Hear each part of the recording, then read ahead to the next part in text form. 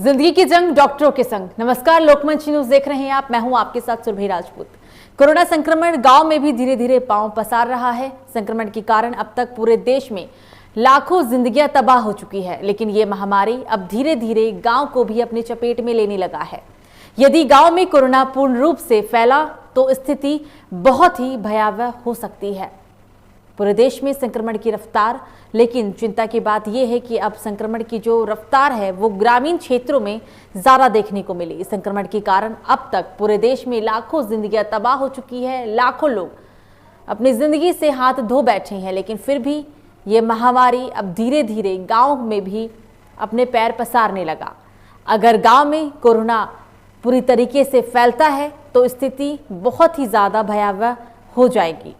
ऐसे में एक और महामारी ब्लैक फंगस ने भी लोगों की चिंताएं बढ़ा दी है, प्रशासन की चिंता बढ़ा दी है। ब्लैक फंगस, कोरोना महामारी, लोगों का इन दोनों ही महामारी से बुरा हाल है। सभी चीजों को देखते हुए प्रशासन ने देश के 25 राज्यों में लॉकडाउन लगाया हुआ है, कोरोना कर्फ्यू लगाया हुआ है, लेकिन बावजूद इसके अब एक और नया महामारी ने, एक नई महामारी ने लोगों की और सरकार की चिंताएं बढ़ा दी है।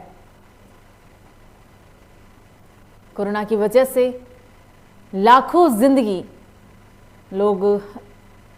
लाखों की तादाद में लोगों की जिंदगी तबाह हो चुकी है, लेकिन ये महामारी अब धीरे धीरे गांव में भी अपने पैर पसारने लग गया। गांव में भी अब इस महामारी की वजह से लोग अपनी जान गंवा रहे हैं और इस महामारी को लेकर जो बातें सामने निकल कर आई, अगर गांव में ये महामारी भरी है तो कहीं ना कहीं पलायन एक मेन मुद्दा रहा। पलायन की वजह से ही गांव के भी लोग अब कोरोना महामारी के चपेट में आने लग गए।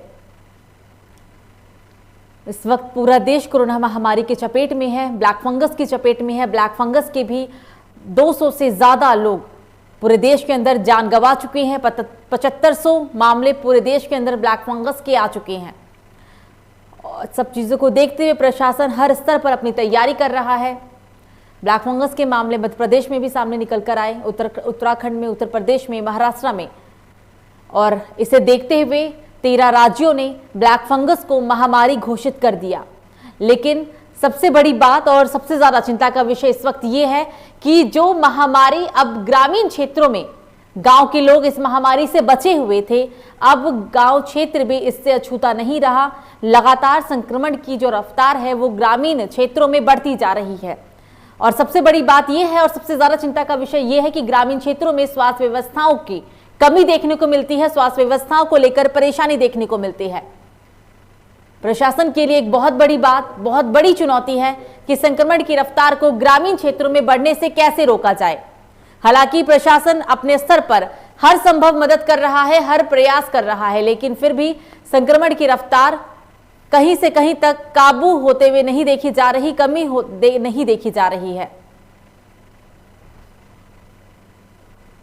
और इसी पर बातचीत करने के लिए और इसी पर चर्चा करने के लिए हमारे साथ डॉक्टर्स का पैनल मौजूद होगा। डॉक्टर से हम चर्चा करेंगे, लेकिन उससे पहले आपको बताते चलते हैं कि संक्रमण को लेकर प्रशासन अपने स्तर पर हर संभव कोशिश कर रहा है। लगातार सूबे के मुखिया योगी आदित्यनाथ यूपी के अलग अलग जिलों का दौरा कर रहे हैं ताकि संक्रमण को रोका जा सके और तीसरी लहर में जो क्षति हमने देखी, जो क्षति पूरे देश ने देखी, जो बदहाली देखी है, उससे बचा जा सके।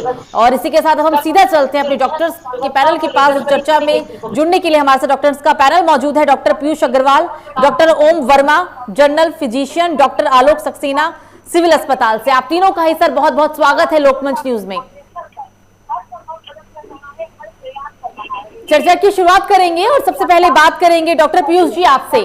कोरोना की तीसरी लहर पूरे देश में आने वाली है। अपने स्तर पर हर कोई तैयारी कर रहा है, प्रशासन अपने स्तर पर तैयारियों में जुट गया है। आप इसे कैसे देखते हैं पीयूष जी?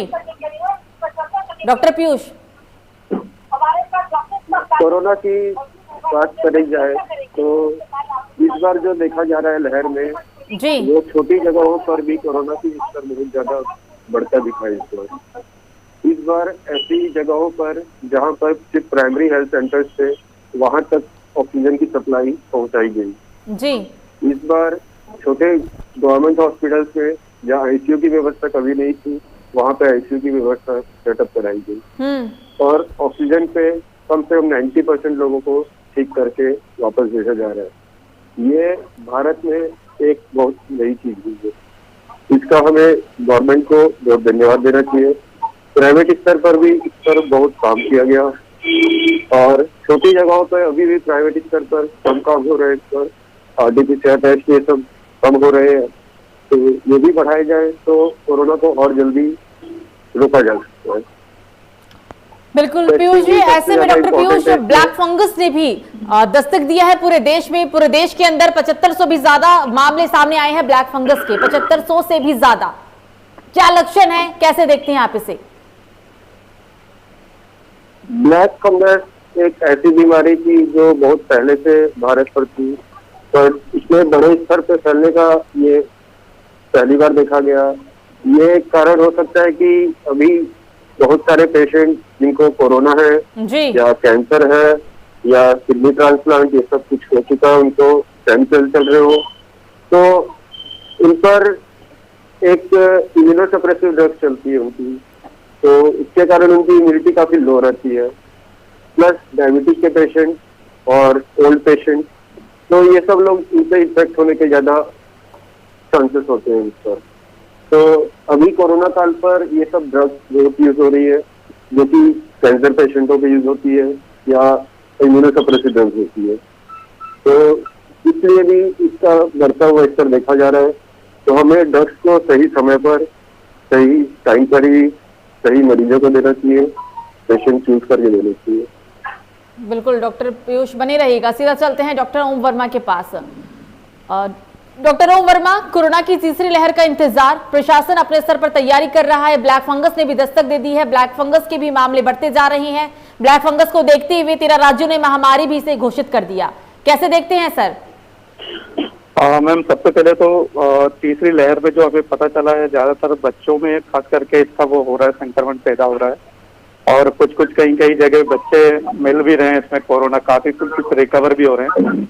हालांकि जिस तरह के एडल्ट पेशेंट, हेलो जी जी डॉक्टर वर्मा, सुन रही हूँ मैं आपको, बोलिए, सुन पा रही हूँ, बोलिए।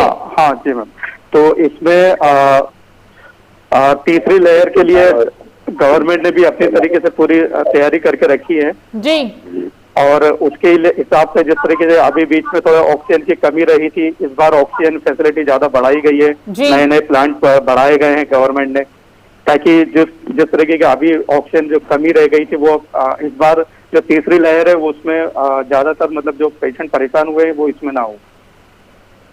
बिल्कुल डॉक्टर वर्मा, पहली लहर में जो 45 साल से ज्यादा उम्र के लोग थे वो ज्यादा इन्फेक्टेड हुए थे, दूसरे लहर में 25 साल से लेकर 40 साल के जो युवा है वो ज्यादा इन्फेक्टेड हुए, तीसरी लहर बच्चों के लिए घातक है।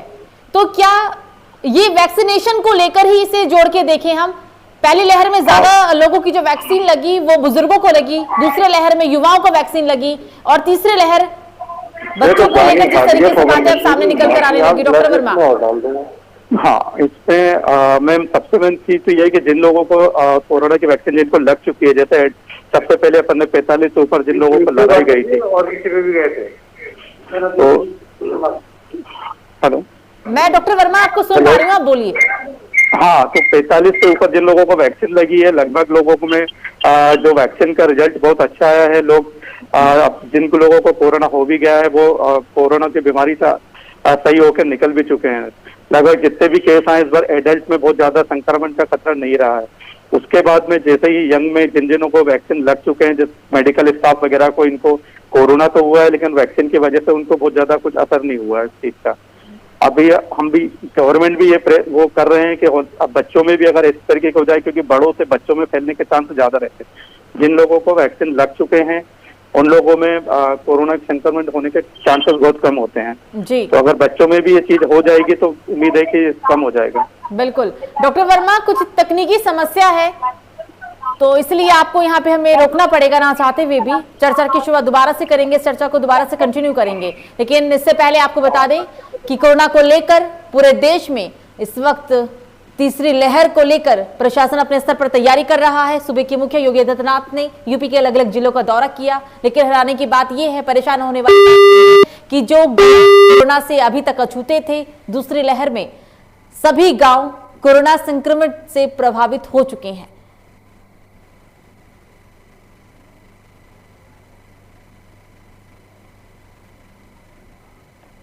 संक्रमण की बढ़ती रफ्तार गांव में भी, पर्वतीय क्षेत्र में भी संक्रमण की बढ़ती रफ्तार यहां देखी जा रही है। संक्रमण के कारण अब तक पूरे देश में लाखों जिंदगियां तबाह हो चुकी है, लाखों लोग मौत की आगोश में समा चुके हैं। लेकिन ये महामारी अब धीरे धीरे गांव में भी अपने पैर पसारने लगी है। गांव वाले भी इस महामारी के चपेट में आने लगे हैं। यदि गांव में कोरोना संपूर्ण रूप से फैलता है, पूर्ण रूप से फैलता है, तो स्थिति बहुत ही भयावह हो सकती है, क्योंकि गांव में स्वास्थ्य व्यवस्थाओं की कमी देखने को मिलती है। अस्पतालों में कमी है, व्यवस्थाओं की कमी है कहीं ना कहीं, और इन्हीं सब को चीजों को देखते हुए यह अनुमान लगाया जा रहा है, यह आकलन किया जा रहा है कि अगर कोरोना पूरी तरीके से गांव में फैलता है, जो स्थिति शहर में देखने को मिली, अगर ऐसी स्थिति गांव में भी होती है, तो आने वाला समय और आने वाली स्थिति वो बहुत ही ज्यादा भयावह हो सकती है।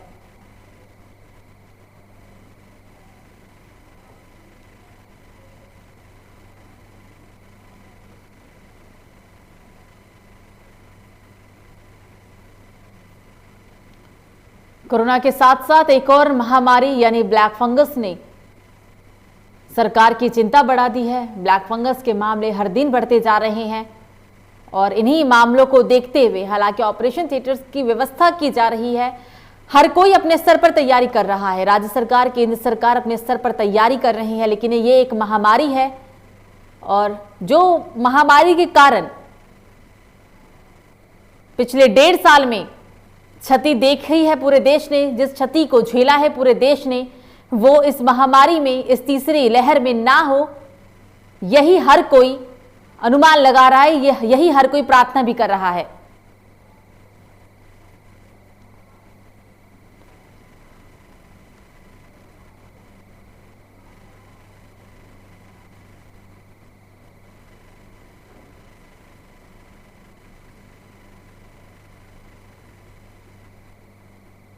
कैसे निपटेगी सरकार ब्लैक फंगस से, कोरोना महामारी से, ये एक बहुत ही ज्यादा बड़ा विषय है कोरोना महामारी को लेकर। हालांकि लॉकडाउन है, कोरोना कर्फ्यू है 25 राज्यों में, लेकिन बावजूद इसके संक्रमण की रफ्तार तो कमी है, लेकिन मौत के आंकड़े ज्यों का त्यों बने हुए हैं। कोरोना के दौर में कैसे बचेगी जिंदगी, बहुत बड़ा सवाल।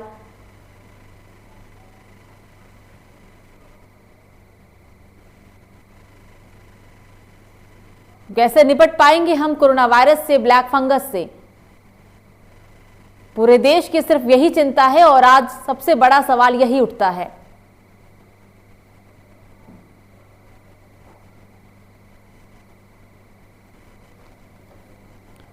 दोहरी महामारी को झेल रहे हैं हम। दोहरी महामारी की वजह से आज पूरा देश पीड़ित है, एक कोरोना महामारी, दूसरा ब्लैक फंगस।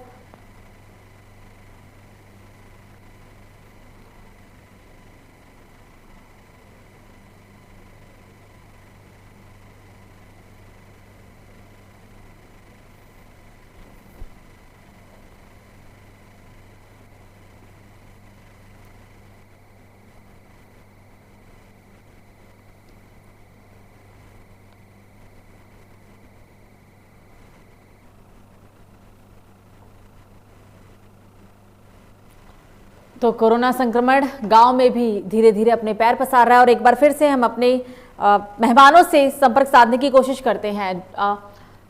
डॉक्टर वर्मा, आपको मेरी आवाज आ रही है? जी डॉक्टर वर्मा, हम बात कर रहे थे ब्लैक फंगस को लेकर, लेकिन आप बनी रहेगा। अब सीधा हम चलते हैं डॉक्टर आलोक सक्सेना जी के पास। डॉक्टर आलोक, इस वक्त एक और महामारी यानी ब्लैक फंगस ने लोगों की चिंताएं बढ़ा दी है। सर, आप इसे कैसे देखते हैं डॉक्टर साहब, और क्या लक्षण है इसके आपके अनुमान के हिसाब से? डॉक्टर सक्सेना।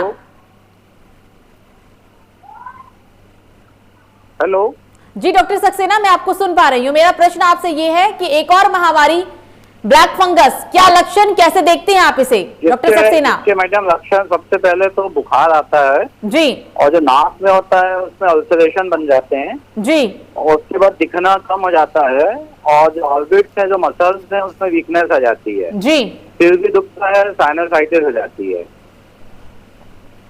सबसे ज्यादा परसेंटेज बुखार आना और नेजल में अल्सरेशन हो जाना, काला काला जो होता है सुधार, और नाक से और मुंह से निकलना चालू हो जाता है। डॉक्टर साहब, ऐसा भी सुनने में आया है कि जो लोग एस्टेरॉइड लेते हैं उनके लिए ब्लैक फंगस ये ज्यादा घातक हो सकता है, ऐसा क्यों? हाँ जी डॉक्टर साहब, ऐसा अब सुनने में आया, ऐसी खबरें सामने निकल कर आई है कि जो लोग एस्टेरॉइड लेते हैं, जो लोग एस्टेरॉइड का सेवन करते हैं, उनके लिए, ऐसे लोगों के लिए ये ब्लैक फंगस, अगर वो ब्लैक फंगस से पीड़ित होते हैं तो वो उनके लिए बहुत ही ज्यादा खतरनाक हो सकता है, ऐसा क्यों? हाँ जी, ये ज्यादा खतरनाक जो स्टेरॉइड लेते हैं, जिनका शुगर कंट्रोल नहीं रहता है जी, और जो साफ सफाई से नहीं रहते हैं, जो मतलब उनकी जो हाइजीन होती है, पर्सनल हाइजीन जो पुअर होती है जी, उनमें ज्यादा होता है। जो तीसरी सबसे बड़ी बात है, जो अपन ऑक्सीजन लेते हैं उसमें जो अपन पानी भरते हैं वो स्टेराइल वाटर भरना चाहिए, वो अपने को टैप वाटर नहीं भरना चाहिए। बिल्कुल। और जैसे हम महामारी को लेकर अगर हम बात करें, कोरोना को लेकर, तो हम वहां पे मास्क लगा सकते हैं, हम सोशल डिस्टेंसिंग बरत सकते हैं और इससे बच सकते हैं, लेकिन ब्लैक फंगस से बचने के लिए क्या एहतियात लोगों को अपनानी चाहिए? अपने को एहतियात सोशल डिस्टेंसिंग भी रखनी है और मास्क हमेशा लगा के रखना है जी, और साफ सफाई। इस फंगस में सबसे ज्यादा यही है कि अपने को साफ सफाई रखना है, अननेसेसरी दवाइयां नहीं खाना बिना डॉक्टर की सलाह से। बिल्कुल। डॉक्टर सक्सेना बनी रहिएगा, सीधा चलते हैं आप डॉक्टर पीयूष के पास। डॉक्टर पीयूष, ब्लैक फंगस को लेकर आप इसे कितना समझते हैं, आप पहले ये बताएं हमें। ब्लैक फंगस की बीमारी अभी ज्यादा देखी जा रही है क्योंकि अभी लोगों की इम्यूनिटी बहुत लो स्टेज पर है। हम एक महामारी के दौर से गुजर रहे हैं अभी। तो इस केस में स्टेरॉइड्स हम जो दे रहे हैं ये भी सही पेशेंटों को देना चाहिए, सभी को नहीं देना चाहिए। साथ में जो हमें मिट्टी में रहते हैं, इसके जो स्पोर्ट्स रहते हैं, तो मिट्टी में जैसे कई लोगों को घाव होता है, चोट लगती है जी, तो उसकी सफाई अच्छे से होनी चाहिए, उसमें पट्टी मलहम अच्छे से लगाना चाहिए। इससे क्या होगा कि क्यूटेनियस इन्फेक्शन नहीं होगा। बहुत सारे ल्यूकोमाइकोसिस के केस क्यूटेनियस के थ्रू फिर वो ग्रो करते जाते हैं और मसल्स में और ब्लड के थ्रू कहीं पर भी फैल सकते हैं। सेकेंडरी साइनोसाइटिस अगर किसी को लंबे समय से रहे, वो ये सोच के टालते रहते हैं खाली साइनस है, खाली साइनस है। कई लोगों को ब्लैक डिस्चार्ज भी आने चालू हो जाते हैं जी, तो वो लोग से निवेदन है कि वो कम से कम एक बार ईएनटी से या अपने जनरल फिजिशियन जिसको भी दिखाते हैं उससे कंसल्ट करें कि क्या ये म्यूकरमाइकोसिस भी हो सकता है। क्योंकि हम अगर इसकी अर्ली डायग्नोसिस करें तभी इसका ट्रीटमेंट संभव है। सही दवाइयाँ इसको सही समय पर मिले, एम्फोटेरिसिन बी जो लाइपोसोमल है अभी इसकी बहुत कमी भी है, तो सही डायग्नोसिस सही समय पर हो तो ट्रीटमेंट संभव है, वरना मोर्टेलिटी बहुत ज्यादा है इससे, कम से कम 50% से भी ऊपर केसेस इसमें डेथ हो जाती है। बिल्कुल। तो डॉक्टर पीयूष, लंबा चलता है, 4 to 6 वीक चलता है, तो लंबे समय तक हमें ब्लड मॉनिटर्स भी करने पड़ते हैं, इसमें एबीजी मॉनिटर्स करने पड़ते हैं, सब इलेक्ट्रोलाइट बैलेंस हो जाते हैं, इनबैलेंस हो जाते हैं, वो सब भी मॉनिटर करने पड़ते हैं। क्योंकि हम जो मेडिसिन दे रहे हैं कई लोग पेशेंट इसके साइड इफेक्ट भी नहीं झेल पाते, तो इनमें दूसरी मेडिसिन चालू करनी होती है। तो ये भी सब व्यवस्था सरकार को और प्राइवेट स्तर पर सभी को या एनजीओस को सभी को मिलकर करनी चाहिए और इसके महामारी के तौर पर ब्लैक फंगस को बढ़ने नहीं देना चाहिए। बिल्कुल। डॉक्टर पीयूष बनी रहेगा, डॉक्टर वर्मा के पास सीधा चलते हैं। डॉक्टर वर्मा, महामारी की वजह से अब सबसे ज्यादा जो क्षेत्र प्रभावित हो रहे हैं वो ग्रामीण क्षेत्र है, गांव के क्षेत्र हैं, ऐसा क्यों? क्या पलायन बढ़ा, इसकी वजह से ग्रामीण क्षेत्र अब ज्यादा प्रभावित हुए इससे? हाँ मैम, इसमें एक तो ये है कि ग्रामीण क्षेत्रों में जो पहले जो स्टार्टिंग वाला जो फर्स्ट लहर आई थी जी, तो लोगों ने उसको नॉर्मली उसमें लिया है, कभी मतलब सीरियस तरीके से कभी हुए नहीं है लोग। अब इस बार जो है गांव में तक जो लहर पहुंची है तो सबसे ज्यादा गांव के लोग जो है वो ज्यादा प्रभावी हुए हैं। और इस पे जो अभी नई बीमारी जो ब्लैक फंगस आई है, तो ब्लैक फंगस पे सबसे ज्यादा तो मैं तो यही सलाह दूंगा कि आदमी को अपनी इम्यूनिटी डेवलप करे, सबसे ज्यादा पानी पिए और बिना मतलब ऐसे ही नॉर्मल तरीके से इसको ना ले। ब्लैक फंगस जो है बहुत ही खतरनाक बीमारी है। इसमें ब्लैक फंगस में 29 जिलों में फैल गया है ये और इसके 841 मरीज इलाज करा रहे हैं, इनमें से 290 मरीज भोपाल में भर्ती है।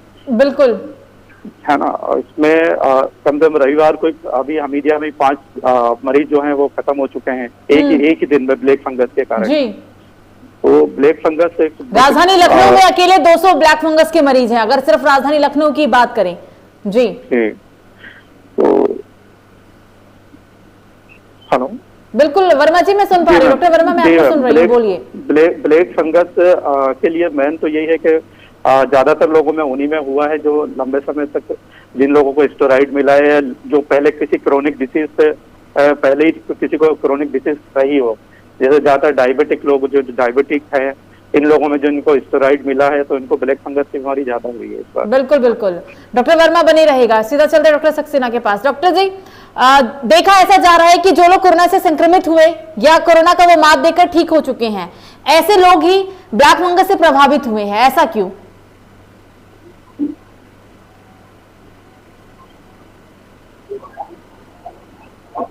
डॉक्टर सक्सेना, आपको मेरी आवाज आ रही है? हाँ जी जी डॉक्टर सक्सेना, मेरा प्रश्न आपसे ये है कि ऐसा देखा जा रहा है कि जो लोग संक्रमित हो चुकी हैं या फिर जो अभी संक्रमित हैं कोरोना से, ऐसे ही मरीज हैं जो ब्लैक फंगस से भी संक्रमित हुए हैं, ऐसा क्यों? ऐसे कैसे है और आप इसे कैसे देखते हैं? मैडम जी, जो कोरोना वायरस हुआ है उनको स्टेरॉइड बहुत इंजेक्शन दिए गए हैं और देने भी पड़े जरूरत पड़ने पे। उनकी स्टेरॉइड देने से उनकी शुगर इंक्रीज हो गई है और उसकी वजह से उनकी इम्यूनिटी कम हो गई है। और ये जो ब्लैक फंगस है एटमॉस्फेयर में रहता है और जिसकी इम्यूनिटी कम होती है उसको वो जकड़ लेता है, जिसकी वजह से ब्लैक फंगस के ज्यादा केसेस हुए हैं। हम तो सभी को जो सलाह देते हैं कि स्टेरॉइड का कम से कम यूज करें और अपनी शुगर की मात्रा को बिल्कुल स्ट्रिक्ट कंट्रोल रखें, 150 के आसपास रखें। यदि इंजेक्शन देने की भी जरूरत है इंसुलिन पे तो वो दें। यदि शुगर ज्यादा रहेगी तो ये फंगस अपने आप ग्रो होगा। मतलब जिनकी इम्यूनिटी स्ट्रांग नहीं है, जिनकी इम्यूनिटी कम है, ऐसे ही लोग इस बीमारी से, इस महामारी से प्रभावित होंगे। हाँ जी, जिनकी इम्यूनिटी कम है, जैसे कि शुगर, स्टेरॉइड, मैलिग्नेंसी, जैसे HIV के रोग हैं उनको भी ज्यादा हुआ है। और तीसरा भी एक और लिटरेचर में आया है कि जिन्होंने आयरन और जिंक ज्यादा खाए हैं उनको भी ये ब्लैक फंगस ज्यादा हो रही है। क्योंकि पिछले कई दिनों से सभी डॉक्टरों ने, हम लोगों ने जिंक का भी ज्यादा सेवन किया है, तो जिंक जो है ज्यादा न दें इस फंगस में, क्योंकि जिंक जो है फंगस को ग्रो कर रहा है, हेल्प कर रहा है जिंक ग्रो करने में। तो ये अभी जो रिसेंट लिटरेचर आया है उसमें अपने को जिंक भी ज्यादा नहीं देना है और आयरन ओवरलोड और आयरन भी नहीं देना है। और जिनको लंबे समय तक ऑक्सीजन लगी है जी, उन लोगों को भी ये देखा जा रहा है कि ये फंगस ज्यादा लगा है।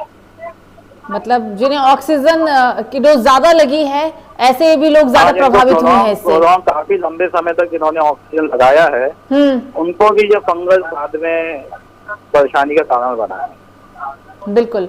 डॉक्टर साहब, कैसे बचा जा सकता है इससे? आप हमारे दर्शकों को ये बताएं कि इस महामारी से कैसे बचा जा सकता है, दोनों ही महामारी से बस मैडम ये है कि अपन साफ सफाई से रहें, शुगर को मेनली कंट्रोल रखें और जो अपनी बेसिक बीमारी है जैसे कोई मैलिग्नेंसी है, किडनी फेलियर है, इसको अपन अपना किसी डॉक्टर से कंसल्ट करें। और बाकी इसकी कोई ट्रीटमेंट जो है, जो कि अभी काफी महंगा इलाज है, यदि हो रहा है तो अपन किसी ENT वाले को या किसी को जल्द से जल्द दिखाएं। उसकी एंडोस्कोपी होती है, नेजल एंडोस्कोपी, वो करवाएं। जी बिल्कुल। डॉक्टर वर्मा के पास सीधा चलते हैं, बने रहेगा डॉक्टर साहब। डॉक्टर वर्मा, हम टीकाकरण को लेकर अब बात करेंगे आपसे। वैक्सीनेशन जो हुआ, जो महिलाएं बेबी प्लान कर रही हैं या फिर जो फीडिंग करवाती हैं, तो अब ऐसी महिलाएं भी टीकाकरण ले सकती है, वैक्सीनेशन उनका हो सकता है। कितना सेफ है आपके हिसाब से ये? नहीं, अगर प्रेगनेंसी में तो मेरे हिसाब से वैक्सीनेशन नहीं दिया जाता है। हेलो, मैं सुन पा रही हूँ डॉक्टर वर्मा, बोलिए। हाँ, प्रेगनेंसी में अगर कोई औरत प्रेगनेंसी है तो मेरे हिसाब से वैक्सीन उसको नहीं लगना चाहिए अभी। या जिन्होंने प्लान किया है या फिर जो ब्रेस्ट फीडिंग कराती हैं, ऐसी महिलाएं वो नहीं, वो ब्रेस्ट फीडिंग जो कराती हैं वो वैक्सीनेशन करा सकते हैं। वो उनके लिए 100% सेफ रहेगा वैक्सीनेशन? बिल्कुल, उनको कराना चाहिए वैक्सीन। बिल्कुल। डॉक्टर पीयूष के पास सीधा चलते हैं। डॉक्टर पीयूष, वैक्सीनेशन को लेकर बात कर रहे हैं अब हम। तो वैक्सीनेशन से जो अभी तक लोगों का वैक्सीनेशन किया गया, ऐसे भी लोग थे कि जिन्हें कोरोना की पहली वैक्सीन लग चुकी है, पहला डोज लग चुका है, वो भी लोग कोरोना संक्रमित हुए। ऐसे लोग क्यों संक्रमित हुए, या उन्होंने ढील छोड़ा या लापरवाही बरती, इसकी वजह से वो संक्रमित हुए, या फिर अभी भी जो हमारी वैक्सीन है वो सेफ नहीं है 100% आपके हिसाब से? वैक्सीन की सेफ्टी के साथ वैक्सीन की एक एफिकेसी भी होती है। दो चीजें होती है वैक्सीन में जी। सेफ्टी तो वैक्सीन में है, कम लोगों की डेथ देखी जा रही है। बाकी जो कंपनियों की वैक्सीन थी उसमें भले ही फाइजर या ये वैक्सीन हो, उसमें सेफ्टी का इश्यूज आया था, लेकिन एफिकेसी के मामले में देखा जाए तो हमारी वैक्सीन अभी भी इतनी एफिकेशियस नहीं है जितनी फाइजर या मॉडर्न। लेकिन कोविशील्ड और कोवैक्सीन ज्यादा सेफ है, उसके जो इफेक्ट्स हैं वो ज्यादा है।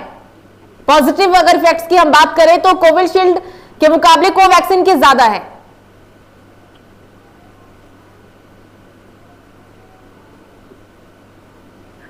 डॉक्टर पीयूष, आवाज आ रही है आपको मेरी? हेलो जी डॉक्टर पीयूष, मैं सुन पा रही हूं, बोलिए। डॉक्टर पीयूष, आवाज आ रही है सर?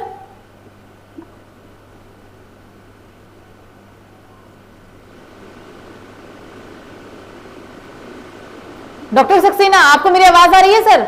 हाँ जी, हाँ जी, हाँ जी। जी, जो प्रश्न मैंने अभी डॉक्टर पीयूष से पूछा था, हो सकता है कि इस तकनीकी समस्या के कारण उन तक हमारी आवाज नहीं पहुंच पाई, तो उस प्रश्न का जवाब सर आपसे चाहेंगे।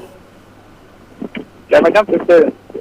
सर, जो हमारी वैक्सीन है, चाहे वो कोविशील्ड हो चाहे वो कोवैक्सीन हो, उसके जो इफेक्ट्स हैं, आप क्या वो 100% सेफ है आपके हिसाब से? मैम देखिए, कोविशील्ड जो वैक्सीन है उसकी इफिकेसी है, उसकी इफिकेसी थोड़ी ज्यादा है, और कोवैक्सीन की भी अच्छी है, लेकिन जनरली देखा गया है कि वैक्सीन लगने के बाद इनको भी कोरोना हुआ है, उनको इतना सीरियस नहीं हुआ है। वो लोगों की डेथ और मॉर्टेलिटी कम हुई है, जो बहुत ही कम परसेंटेज में हुई है। जनरली डाटा ये कहते हैं कि 0.04% लोगों की डेथ हुई है आफ्टर वैक्सीनेशन, और जिनकी भी डेथ हुई है उनको या तो कोई कोमॉर्बिड कंडीशन थी या कोई ऑटो इम्यून फिनोमेना था। जनरली वैक्सीन लगने के बाद जो डेथ हुई है वो बहुत ही कम हुई है। चीजें बिल्कुल सेफ है। थोड़ा इफिशियंसी में थोड़ा बहुत फर्क है अपने यहाँ की वैक्सीन में और कोविशील्ड वैक्सीन में, लेकिन इतना ज्यादा सिग्निफिकेंट फर्क नहीं है, सब एक पार है। मतलब आफ्टर वैक्सीनेशन के बाद डेथ रेट में कमी है? काफी कमी आई है। जिनको वैक्सीनेशन हो चुका है तो इसके लिए संजीवनी का काम किया है, और उनकी डेथ बहुत कम हुई है। बिल्कुल बिल्कुल। आप तीनों ही डॉक्टर्स का बहुत बहुत शुक्रिया हमारे साथ चर्चा में शामिल होने के लिए। हमारे साथ डॉक्टर पीयूष अग्रवाल, डॉक्टर ओम वर्मा जनरल फिजिशियन, डॉक्टर आलोक सक्सेना सिविल अस्पताल की डॉक्टर, तो आप तीनों का ही हमारे साथ चर्चा में जुड़े, इसके लिए बहुत बहुत शुक्रिया। बता दें आपको कि पूरी चर्चा थी कोरोना को लेकर, महामारी को लेकर, ब्लैक फंगस को लेकर, क्योंकि जिस तरीके से महामारी ने पूरे देश का इस वक्त हाल बेहाल कर रखा है, संक्रमण की बढ़ती रफ्तार है, धीमी रफ्तार है, लेकिन अभी भी जो मौत के आंकड़े हैं वो बढ़े हैं, और एक और ब्लैक फंगस बीमारी जिसे महामारी 13 राज्यों ने घोषित कर दिया, एक और महामारी से अब लोगों की परेशानी बढ़ती जा रही है। फिलहाल अभी के लिए मुझे दीजिए इजाजत। लोकमंच न्यूज पर खबरों का सिलसिला जारी रहेगा। नमस्कार।